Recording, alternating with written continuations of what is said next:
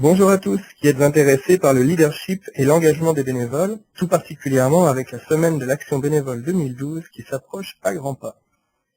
Karen Lynch, directrice générale de Bénévoles Alberta, toute l'équipe de Bénévoles Canada et moi-même sommes heureux de vous présenter aujourd'hui ce document qui vise à mieux comprendre les complexités des relations gouvernementales et à vous aider à susciter l'intérêt des représentants élus, non seulement pendant la semaine de l'action bénévole, mais également tout au long de l'année. Bon nombre de gens s'intéressent au bénévolat et aux bénévoles uniquement pendant la semaine de l'action bénévole, parce que c'est un moment établi et dédié. Mais le recrutement, la motivation et la reconnaissance des bénévoles est un exercice à l'année longue qui nous permet de rendre hommage au gigantesque effort social auquel les bénévoles contribuent chaque jour. L'objectif du séminaire d'aujourd'hui est d'aider les éléments moteurs de notre société, c'est-à-dire vous et votre conseil d'administration, au même titre que les représentants élus, à comprendre pourquoi il est si important de soutenir et de remercier les bénévoles. Winston Churchill a dit un jour qu'en dépit de ses défauts, la démocratie reste le plus durable des modèles de gouvernement. C'est en tout cas un modèle qui a largement réussi ici au Canada, dont la stabilité économique et la qualité de vie sont enviées par une grande partie du monde, qui voit en nous une nation raisonnable et humaine. Cette humanité s'exprime notamment à travers le bénévolat, que ce soit dans le domaine de la culture, des loisirs, des services sociaux, de la santé, l'éducation et bien plus encore.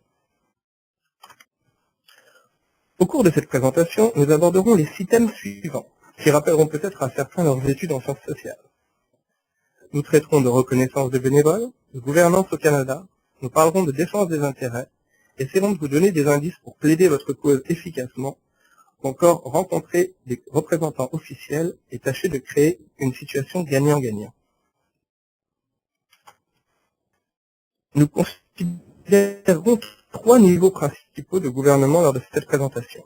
Le niveau municipal, provincial et fédéral. Les lois, les statuts et la Constitution canadienne déterminent quel niveau de gouvernement est responsable de quoi. On entend parfois dans les médias que les différents niveaux de gouvernement ne se parlent pas entre eux. Mais bien évidemment, ils le font. Ils essayent de collaborer le plus possible pour servir au mieux les citoyens. Le gouvernement fédéral est responsable d'un grand nombre de dossiers, tels que la loi pénale, l'imposition, la défense nationale, etc. Sa structure est dirigée par la reine Élisabeth II. Il est constitué d'une branche exécutive, qui inclut le Premier ministre Harper et son cabinet, et d'une branche législative, qui inclut la Chambre des communes.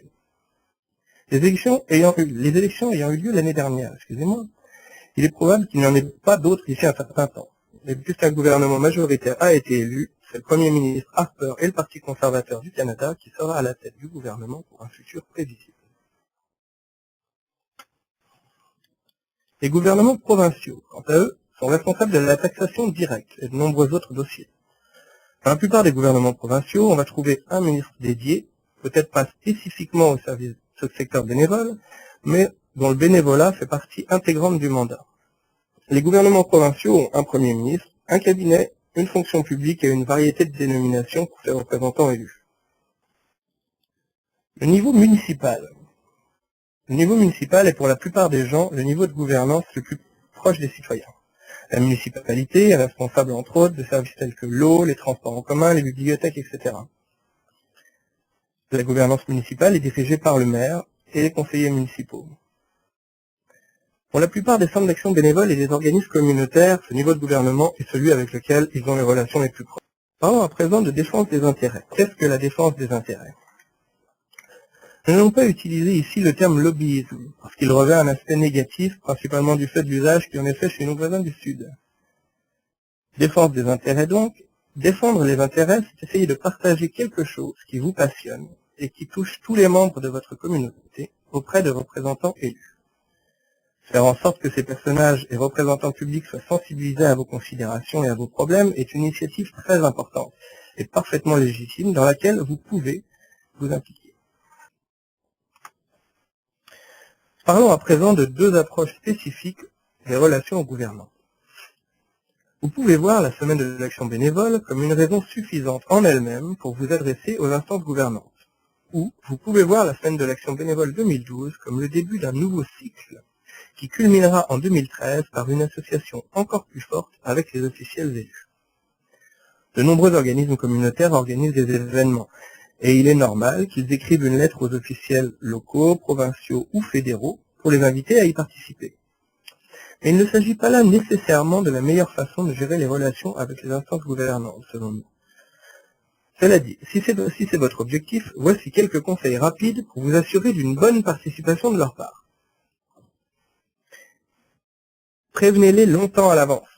Dites-leur qui sera là, pourquoi ils devraient participer et ce que l'on attendra d'eux. Vont-ils simplement assister à l'événement ou s'adresseront-ils aux participants? Si oui, sous quelle forme et pendant combien de temps? Souhaitez-vous qu'ils soient porteurs du message de quelqu'un ou souhaitez-vous qu'ils participent en remettant un prix par exemple? Informez-les précisément. Informez-les également de l'endroit où ils doivent se rendre, d'où ils peuvent se stationner, et assurez-vous que quelqu'un est présent lors de leur arrivée pour les diriger et les présenter aux bonnes personnes. En règle générale, plus leur participation sera active, plus ils seront enclins à participer à votre proposition d'événement. Souvenez-vous que cette rencontre marque le début d'une relation durable et traitez-les comme des invités de marque. Informez-les, si c'est le cas, des possibilités de prendre des photos. Et s'ils viennent avec leur propre photographe, précisez clairement avec celui-ci quand vous pourrez récupérer les photos, de façon à ce que vous puissiez les partager avec les personnes qui y figurent. Si vous savez que certains médias vont également être présents, informez le ou les élus le plus tôt possible, de façon à ce qu'ils puissent se préparer au mieux à la rencontre. Il est également souvent utile de prendre un moment pour que votre comité organisateur rencontre le représentant officiel, de façon à ce que chacun puisse mettre un visage et une personnalité sur un nom. Maintenant, au-delà d'un événement, votre but peut être également d'établir une relation plus robuste afin de pouvoir engager une discussion plus approfondie avec les représentants élus sur les challenges et les succès de votre secteur, par exemple. C'est ce que nous allons aborder à présent. Et au passage, parler des succès de votre secteur est tout aussi important que de parler des challenges. Alors n'oubliez pas de parler des succès. Il est essentiel de savoir qui a le pouvoir décisionnel. Si votre but, par exemple, est de parler du bénévolat sur l'ensemble d'un secteur, vous allez probablement vouloir parler au Premier ministre, au maire, ou en tout cas à la personne la plus élevée hiérarchiquement dans ce niveau de gouvernance. Si vous voulez par contre aborder un dossier ou un programme spécifique, essayez plutôt de trouver là où les personnes haut placées du domaine qui connaissent ou soient en charge du sujet. Une fois que vous les avez trouvés, informez-vous sur ce qui les motive. Si leur intérêt est d'attirer l'attention des médias, par exemple, positionnez la conversation de façon à mettre en valeur les opportunités médiatiques. Si ce sont les actions imputables qui les intéressent, assurez-vous de montrer votre reconnaissance pour ce que leur niveau de gouvernement a fait ou a rendu possible. Si enfin votre thématique est plutôt celle de la mise en place de politiques, alors essayez de vous positionner comme capable de travailler avec l'instance gouvernementale lors de la création de ces politiques.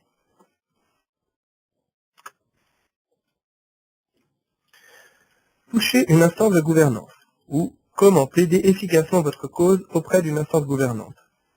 Plus clairement, qui avez-vous besoin d'intéresser à votre cause et de quoi avez-vous besoin de leur part? On constate qu'il existe comme une philosophie qui dit qu'on ne se rapproche des ministres seulement pour leur dire merci. Il existe une sorte de philosophie qui dit qu'on se rapproche des ministres juste pour leur dire merci, le reste ayant été préalablement géré avec leur équipe administrative ou leur équipe politique, de façon à ce que les problèmes soient déjà résolus au moment où vous rencontrez le maire, le ministre ou le Premier ministre. Nous ne sommes pas tout à fait sûrs que ça fonctionne de manière optimale ainsi. Parfois, il faudra une rencontre avec le responsable, en présence des membres de son équipe, dès le début. Et si tel est le cas, vous devez comprendre que même si les responsables élus n'ont pas une connaissance aussi détaillée que vous du sujet, ils ont en revanche certainement une bien meilleure vision du positionnement de ce sujet dans le schéma global. Dans ce genre de situation, de rencontre avec un élu, nous vous recommandons de vous focaliser sur 3 messages donnés et d'être capable de les délivrer en moins de 5 minutes. Pour ce faire, n'hésitez pas à vous pratiquer, tout seul ou avec des membres de votre équipe par exemple. Une fois que vous aurez délivré vos 3 messages en moins de 5 minutes, faites une pause et laissez aux représentants élus ou à leur équipe le temps de répondre et de poser des questions. Vous aurez alors l'occasion d'apporter des clarifications. Plusieurs cas peuvent se présenter. Par exemple, nous avons rencontré des représentants d'organismes qui parlaient sans arrêt et ne laissaient pas aux élus l'occasion de s'exprimer. Dans des cas comme celui-ci, les dossiers restaient souvent sur la glace parce que l'élu ne se sentait pas suffisamment engagé. Alors, délivrez vos 3 messages, délivrez-les en moins de 5 minutes, puis faites une pause et attendez la réponse ou la réaction de votre interlocuteur. Auprès d'instances gouvernantes, comme pour n'importe quelle autre rencontre, plus le groupe est grand et plus la thématique est exposée médiatiquement ou sujette à des pressions, plus il est difficile d'avoir une conversation franche et directe. Et comme avec n'importe qui, vous voulez vous assurer de créer une relation positive, constructive et amicale avec les représentants de l'instance gouvernante.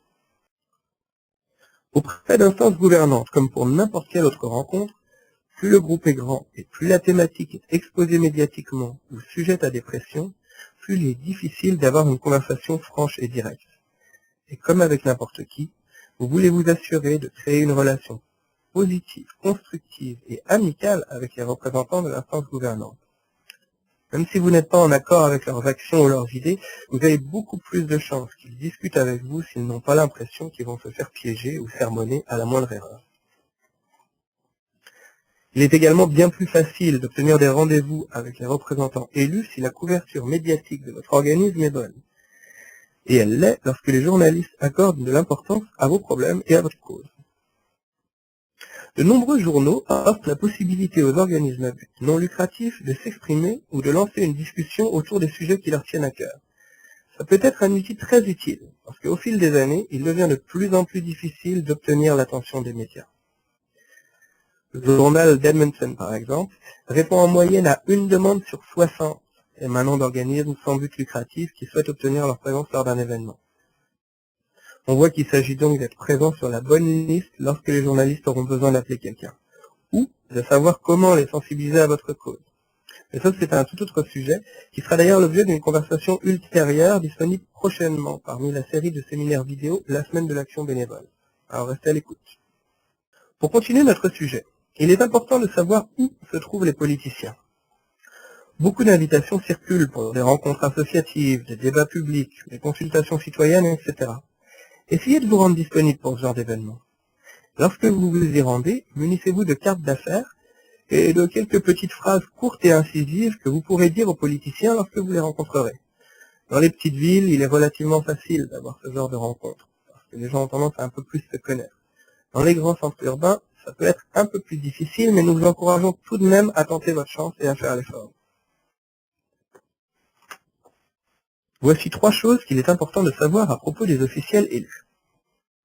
Ils sont responsables devant leurs électeurs, ils ont un intérêt à être vus en train de bien agir, et ils ont un intérêt à faire croître leur réseau. Il est facile et important de réseauter de nos jours, notamment au travers d'outils tels que les médias sociaux. Aussi, assurez-vous d'être présent sur ces plateformes. La plupart des politiciens répondront à une invitation formulée poliment et apprécieront également d'être contactés lorsqu'il n'y a pas de problème. Il est parfaitement envisageable de demander une rencontre simplement pour présenter votre fondation bénévole ou pour parler du nouveau bénévolat qui n'est pas une main-d'œuvre gratuite mais bel et bien un reflet d'une communauté engagée. La question n'est plus « où serions-nous sans les bénévoles ?»